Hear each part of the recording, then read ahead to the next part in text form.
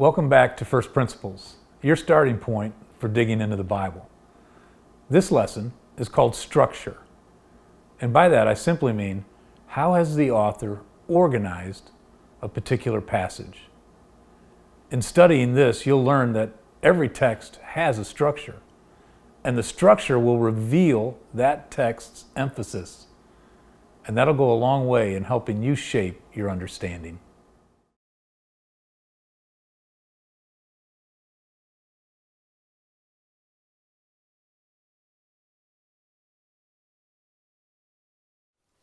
Well, let's begin with a picture. As by now you know I like to do. Yeah, tell the person next to you what that is. In one sense, it's,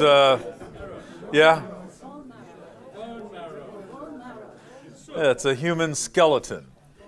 That's the picture. What's the principle? The principle is simply this. Every one of us has a skeletal structure.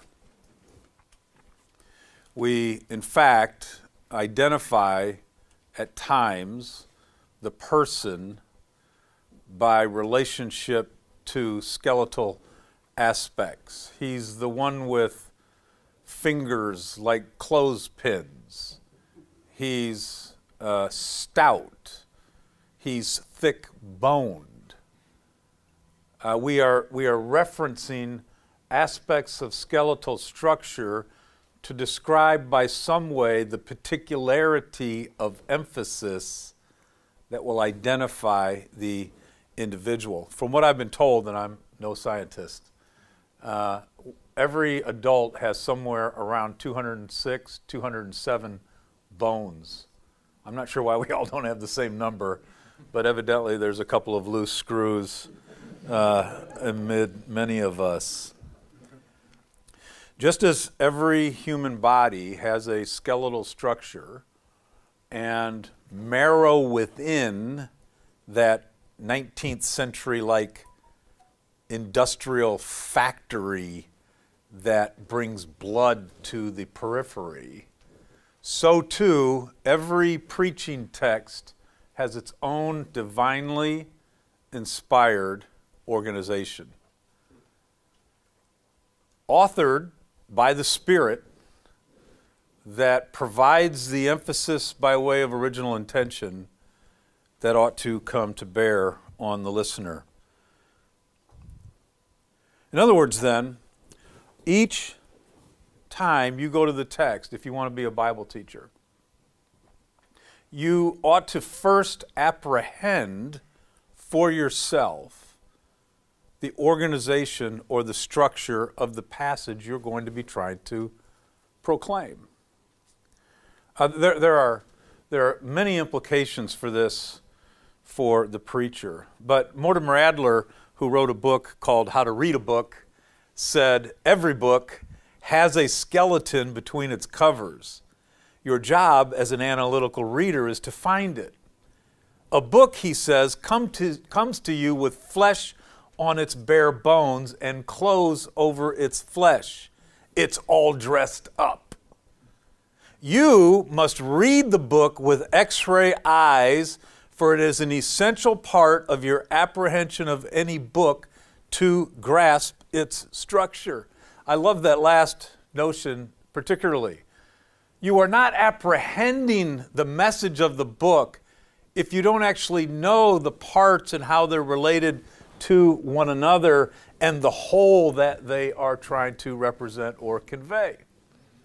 Now, that means that when you're going to be a Bible teacher, you're going to spend some time in preparation apprehending with your own eyes the organization of the material that you're speaking from.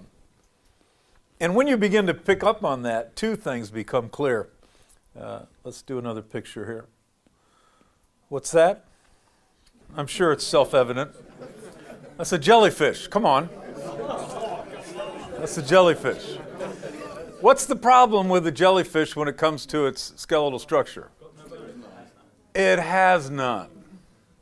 And the Bible teacher who hasn't apprehended the organization or the structure of the material they're presented is very much like a jellyfish preacher. They come into the pulpit, they talk for a while,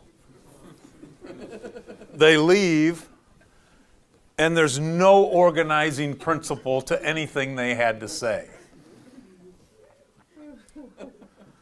That's why we're in the back greeting people and they don't know what to say when they greet you. Now, that's not the only problem. Let's get another kind of preacher. I'm just going to call him a crab. What's the distinctive of the skeletal structure of a crab?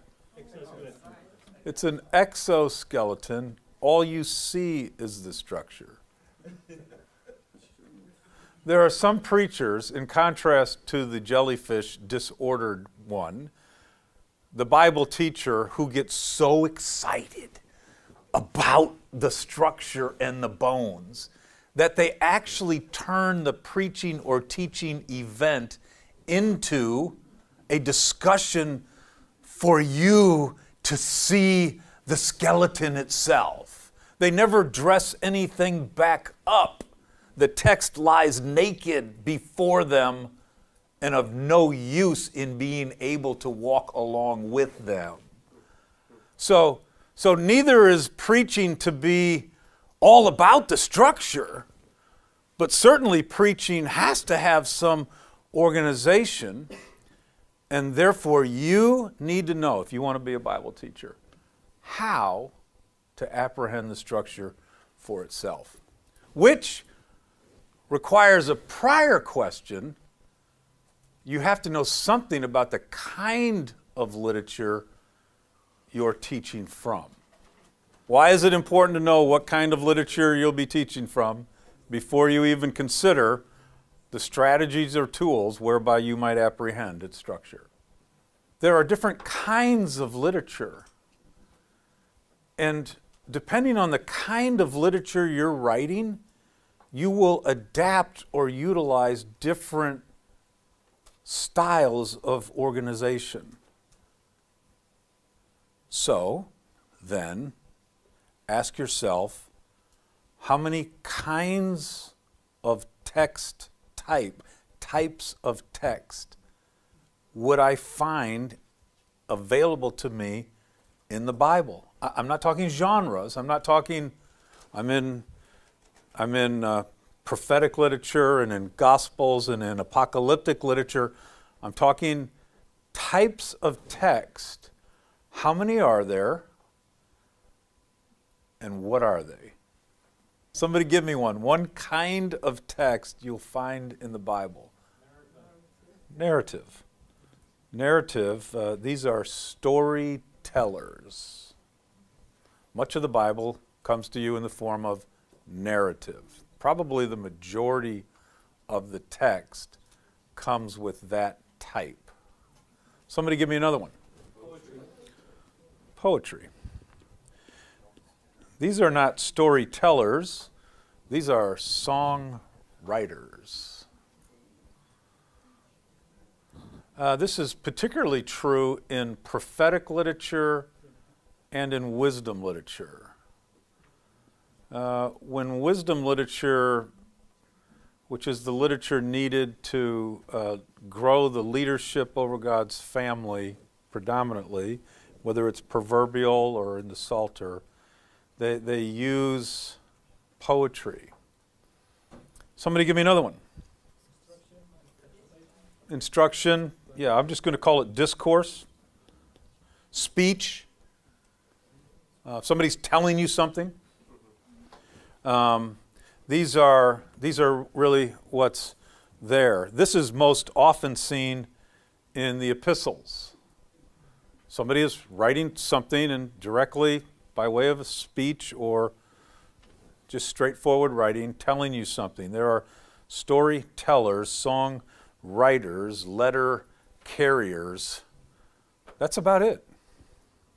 Many books have these wedded together. When you go back and read Exodus, you'll notice that oftentimes discourse is as often used as narrative. You thought you were reading the story of the Exodus, but much of the type of text in Exodus is actually a speech. Now, these writers of these types utilize different strategies in the organizing of their material. So that's the next question for you. If you were writing one of these, or put better, if you were going to be teaching next week from one of these, what strategies would you use as a reader to observe for yourself the organization of the material? If I'm writing a story, narrative,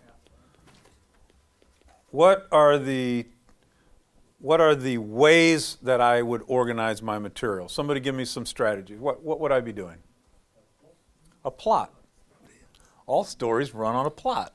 A plot is often the organizing principle of a story. A plot has various aspects. It usually begins with a setting. The story is set. The conflict that the story is going to have to solve emerges.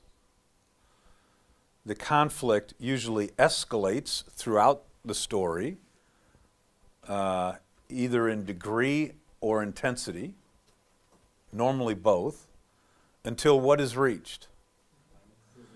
There's a climax, there's a climactic moment where that conflict is now going to be resolved in some way.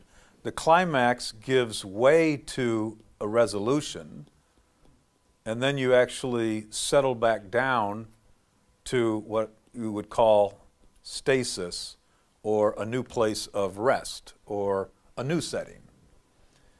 But that's not the only way you could think about narrative. Someone has mentioned characters.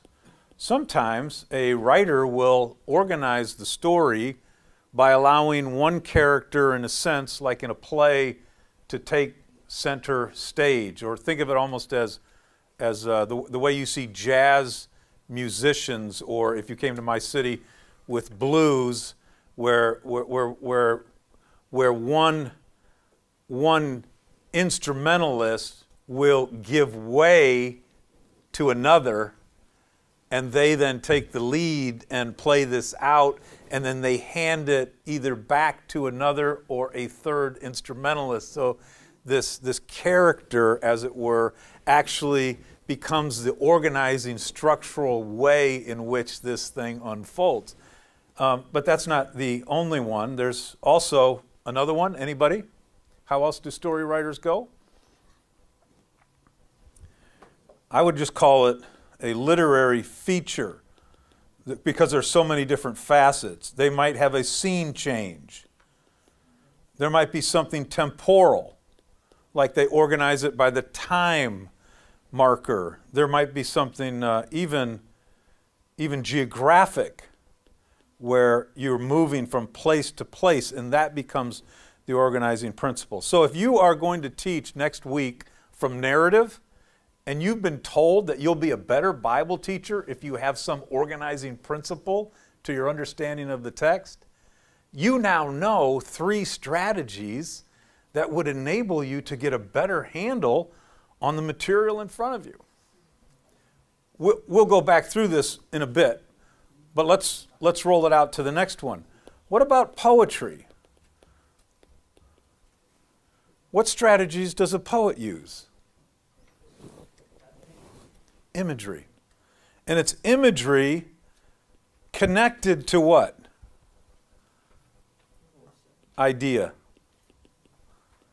Poetry by nature is evocative or emotional.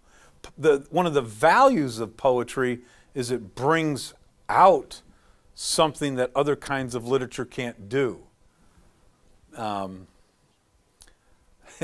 It's not surprising in prophetic literature when God is judicially in play with his lover who has left him, Israel, that he uses poetic forms of speech because it evokes the tenderness, the angst, the jiltedness of a love lost.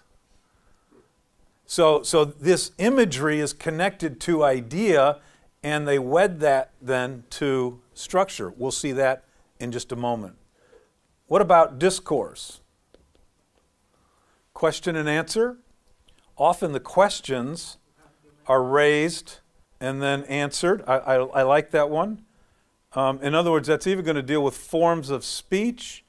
You're going to begin to center more on grammar, logic, subordinate clauses, major clause. This is the way all of that works. Now let's take the rest of our time, 35 minutes, and let me help you see this on a few examples, so that when you go back to start teaching your own material, you'll say, okay, well, at least I've kind of seen it a little bit in action, rather than just looked at it through a stupid drawing on an overhead. Let's take poetry first, because it'll be simple and clear. Let's turn to Psalm 1. There are two ideas, two images, which when seen in the psalm provide the organizing structure. All right? How about the images? What two images seem to carry through here? The tree, and what's in contrast to the tree, that stuff that rolls through the village? The chaff. Tree and the chaff. One rooted, one rolling.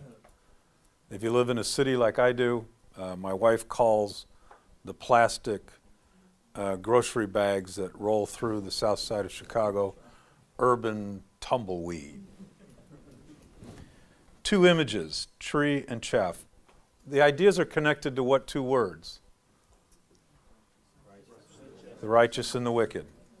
See, the poet, the songwriter, is taking an idea, but he's, rather than just straightforward lecture style, he's breathing fullness into the idea of righteousness through the metaphor or the image of the tree planted or the chaff rolling via wicked. And then when you see that together, you can actually see the organizing relationship of the psalm as a whole.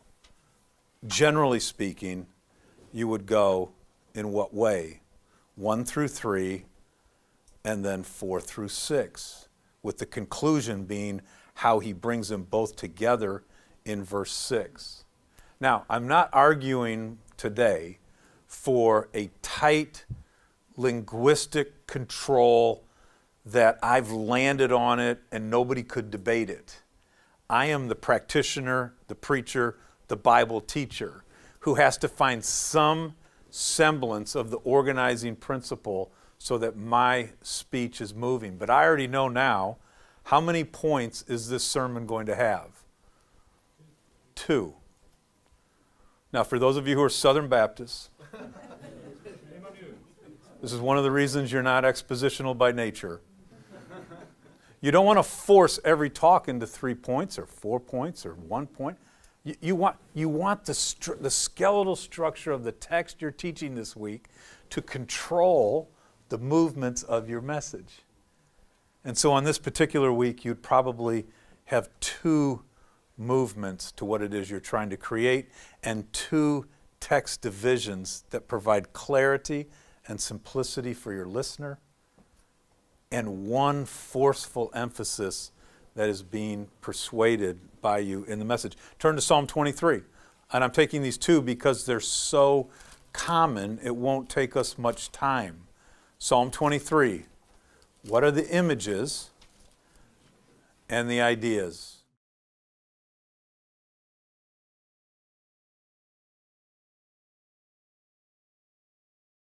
The images? How would you frame the images in regard to Matisse's opening of his talk? You're either in or you're out. The out image, this has nothing to do with membership or the body of Christ in that sense, but the first one is this outdoor image. It's this agrarian image. It's the farm. It's the pasture. It's the valley. It's a rod and staff. It's the image of a shepherd. There is this outdoor image of even the sense of being a sheep in the hand of the shepherd. Fascinating, isn't it? Because it's given to us by David.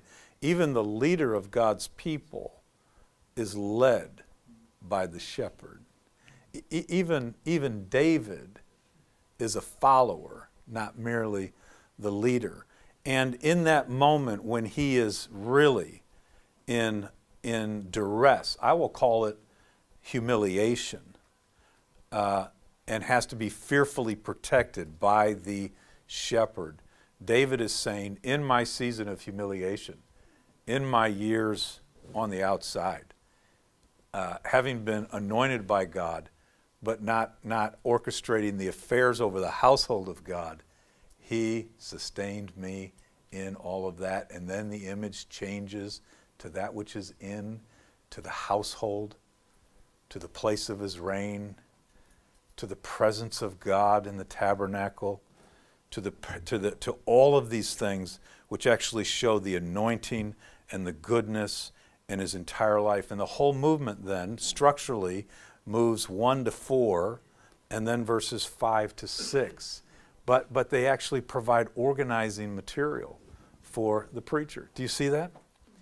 Now, if you pick up Paul's letter to the Romans and simply start looking for image as the organizing principle, you're dead in the water.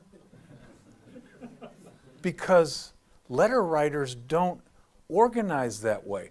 They use images all the time, but not as organizing limbs that have structural element to what they're trying to accomplish.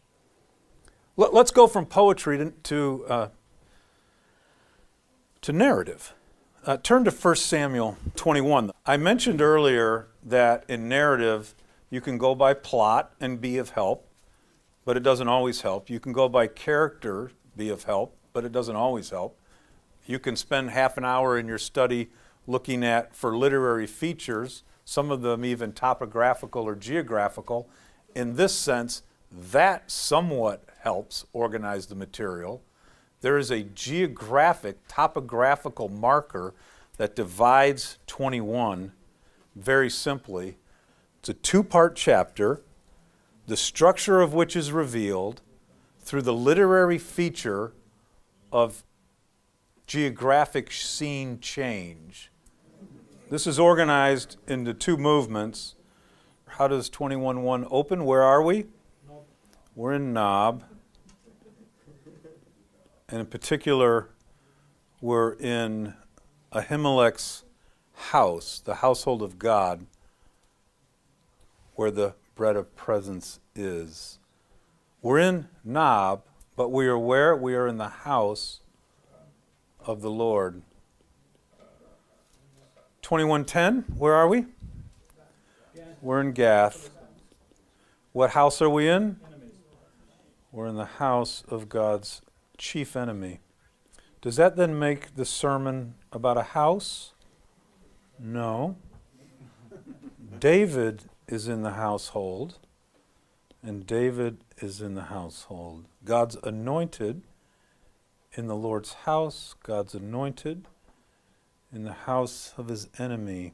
1 through 9, what is the content there? What is happening for David in 1 through 9? Provision. He receives provision of at least 2 kinds. Bread and a sword. He's provided food and provision for the fight. How is that distinct from what happens in Gath? He's afraid, and what does God do for him in the midst of that great fear? Surprisingly, he provides protection, and really not even of his own doing. The enemy himself sends him on his way freely.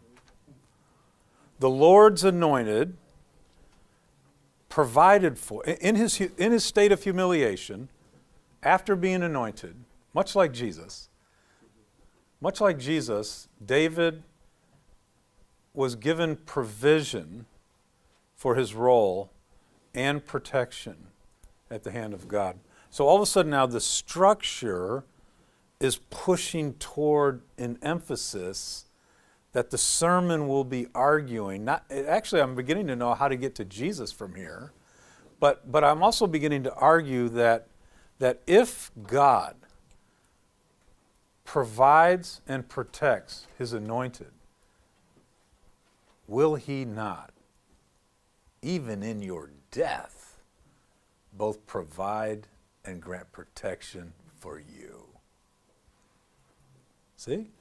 Structure reveals emphasis and provides help to the Bible teacher who's looking to ensure that they don't come across the pulpit like this, nor get so wound up in that they forget this is a living word for a people who need something from God. Let's take another one. We'll take another one. Let's go to the book of Acts. We're going to do discourse for a moment.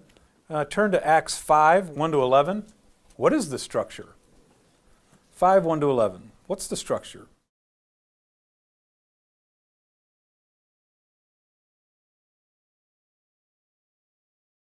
What are the two consequences at the end of each of those movements?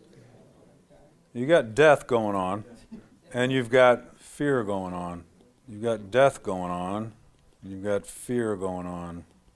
Simply put, you got a conflict that results in death and fear. You have the repetition of a conflict that results in death and fear. The conflict, what's the overall message then if you're preaching this next week? And why two conflicts? What's with the repetition? Why? What do we gain by repetitive force? I mean, this is almost strictly, for the most part, just let me tell you something and then let me tell it to you again. There's not a lot added other than the weight of repetition. What's the main propositional point that you go, this passage is teaching this? The Christian is not at liberty to play with God.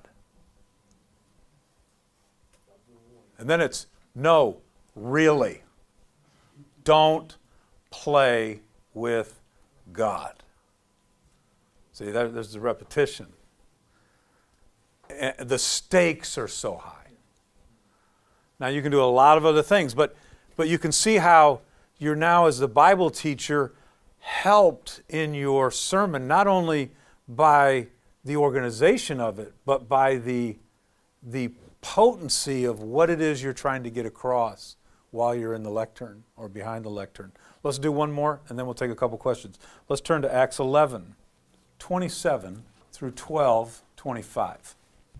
First of all, let's look at 27 to 30, and then let's look way down at 24 and 25, the beginning and the end of the unit, literary unit. Now, I'm going to ask you to be reading along on your own as I'm talking. In 27 to 30, and in 12, 24, and 25, you seem to have a repetition by way of something that began and now something that ended. There is a relief mission begun by Paul and Barnabas in 27 to 30, and there is a relief mission completed by Paul and Barnabas in 24 and 25. Both deal with bringing bread to Jerusalem, correct, in the time of famine. But inset to that structurally is a fascinating structural element, this time not dealing with Paul and Barnabas, but dealing with Herod. In 12, 1 to 5, Herod is killing James and arresting Peter. But down here in 18 through 23, Herod is killing his guards, his own people, and not providing, interestingly, look at, not providing bread. Fascinating.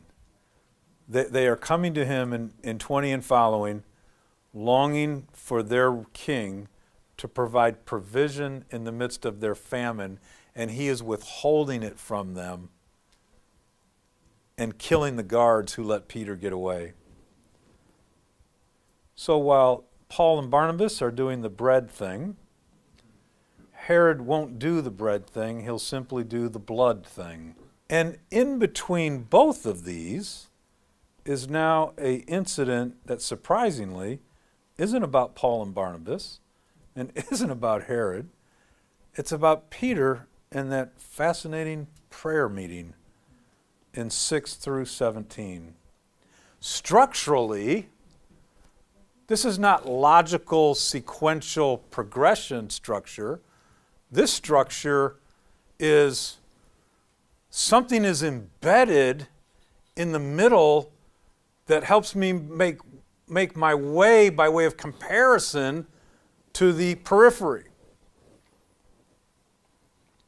So what is it? What's going on in the middle here? Well, fascinatingly, there are three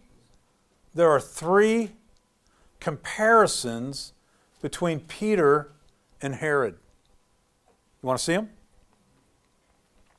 First of all, they're both getting dressed. Take a look.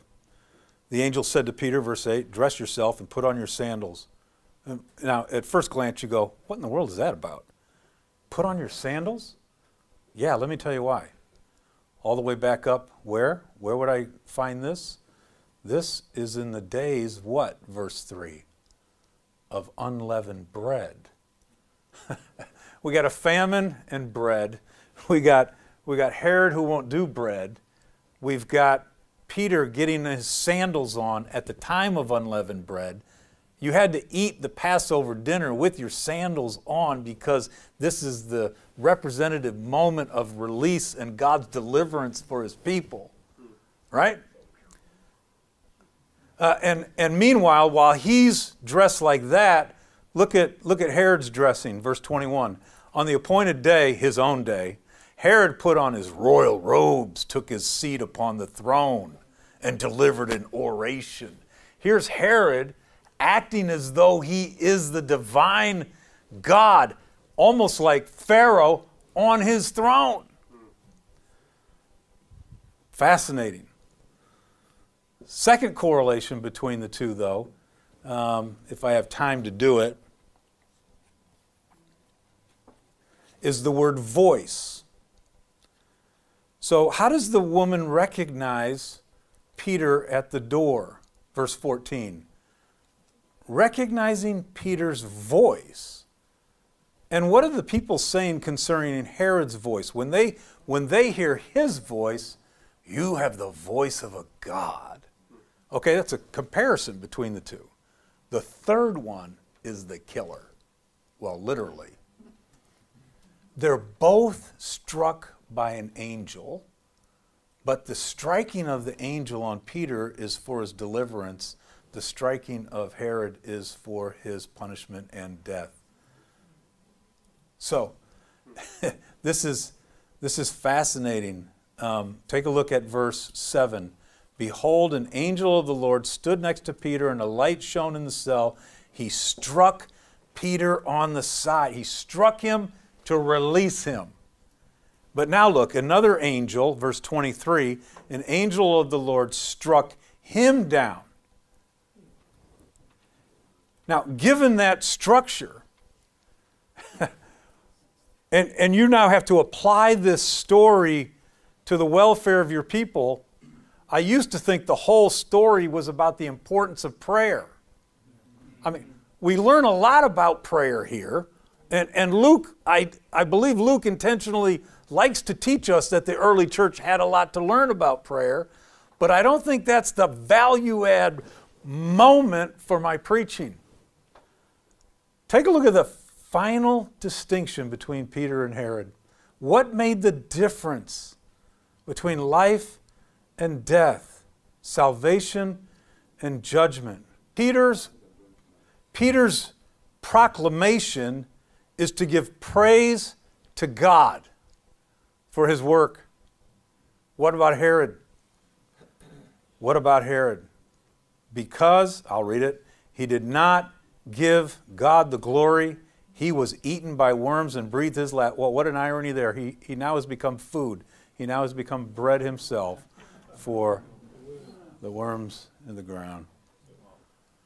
What's the structure is so exquisite, isn't it? So amazing. And it presses home the importance for the Bible teacher to get hold of not this sense of don't play with God, but give praise to God for all things, because that makes all the difference. So all of a sudden the sermon moves from prayer meetings to praise. Why? Because as a Bible teacher, I'm learning that every text has a structure. Structure will reveal an emphasis. I wed my preaching to that organization and come home powerfully with the Spirit marrow intended point. So, you want to be a Bible teacher? Know what kind of literature you're teaching from next. Use a variety of creative strategies to discern clarity in how it's put together. Allow that clarity to push you to an emphasis, and then just get up and simply put it before the people.